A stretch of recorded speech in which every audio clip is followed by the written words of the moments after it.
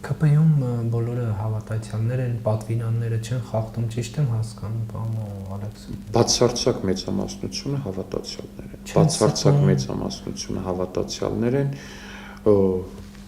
չեն սպանում, չեն ստում։ Չէ, թվարկում են պատվիրաններն են, թվարկում եմ դրանք բոլորը պահում են։ Մեծամասամբ անձամբ ես փորձում եմ։ Տեսեք, Նիկոլ Փաշինյանն ասում է, պետք է Հայաստանի Հանրապետությունը մասնակցություն ունենա կաթողիկոսի ընտրության հարցում եւ միջև անգամ տեխնացուի բարեվարկությանը ստուգելու հավան։ Դա ինչպես եք դուք պատկերացնում Հայաստանի Հանրապետության մասնակցությունը ինչպես պետք է լինի։ Դեռ չեմ կարող պատասխանել այս հարցին անկեղծ ասած, բայց շատ լավ կլինի, որ նմանատիպ բան լինի։ Չեմ պատկերացնում, թե ինչ մեխանիզմով որպես այդպեսին, բայց որոշակի Նիկոլ Փաշինյանի մտքերը նաև ձեր համար են անիրատեսական, որ ասում եք չեն պատկերացնում ինչ անգամ։ Անիրատեսական չեն, այս բան կոնկրետ մոդելը չեմ պատկերացնում։ Գուցե պետք է ինչ-որ հանրային խորհրդի ձևով մի բան լինի։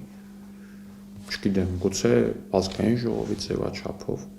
գուցե այլ ինչ-որ համակարգի միջոցով ինչ-որ որոշակի մասնակցություն այդ process-ին ունենալը շատ լավ է։ Այսինքն ԱԺ-ում ընտրվի կաթողիկոսը։ Չէ, պարտադիր չի ԱԺ-ում ընտրվի, բայց ինչ-որ հանրային խորհրդի կամ բարեվարկության ստուգման մասն էր, եթե խոսքը որոշակի ինչ-որ մեխանիզմ լինի դա